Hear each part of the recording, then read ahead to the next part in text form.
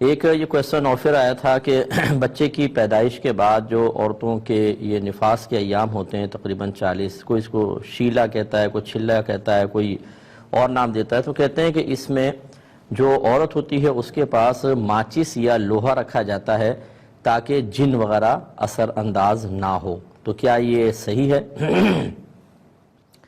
دیکھیں، چیزوں کے وجود کی یا ان کے بارے میں نظریہ رکھنے کی دو صورتیں ہوتی ہیں۔ ایک تو یہ کہ باقاعدہ قرآن یا حدیث میں کسی چیز کا بیان آتا ہے اور اس کے مطابق ایک ذہن بنتا ہے، پھر ہم کوئی عمل کرتے ہیں۔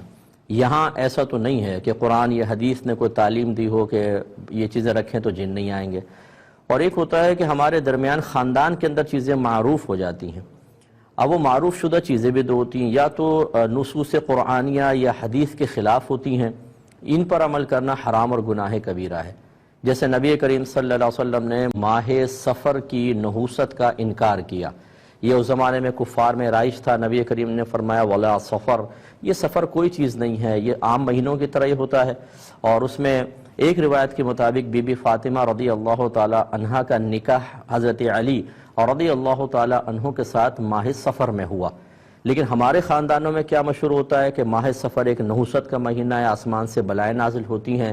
ہمارے اطراف میں کئی خاندانوں میں یہ لفظ مشہور ہے، یہ خالی کا مہینہ ہے، یعنی اس میں نکاح نہیں ہوگا، جو نکاح ہوگا تو آفات آئیں گی۔ باقی 11 مہینوں میں ہوتے ہیں، اس میں نہ طلاقیں ہوں گی، نہ جھگڑے ہوں گے، نہ پھڈا ہوگا، نہ کچھ ہوگا۔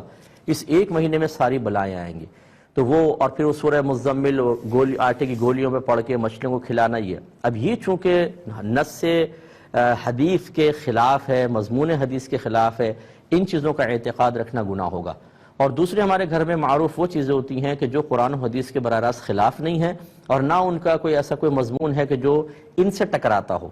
ان کو فالو کریں نہ کریں، دونوں چیزیں برابر ہیں۔ اب اس میں دو صورتیں ہوتی ہیں، قوی الاعتقاد لوگ اور ضعیف الاعتقاد۔ جو مضبوط اعتقاد کے ہیں وہ ان کی کوئی پرواہ نہ کریں۔ ہمارا مشورہ یہ ہوگا اور میری خواہش یہ ہے کہ ہماری عوام قوی الاعتقاد بنے، ضعیف الاعتقادی سے باہر نکلے۔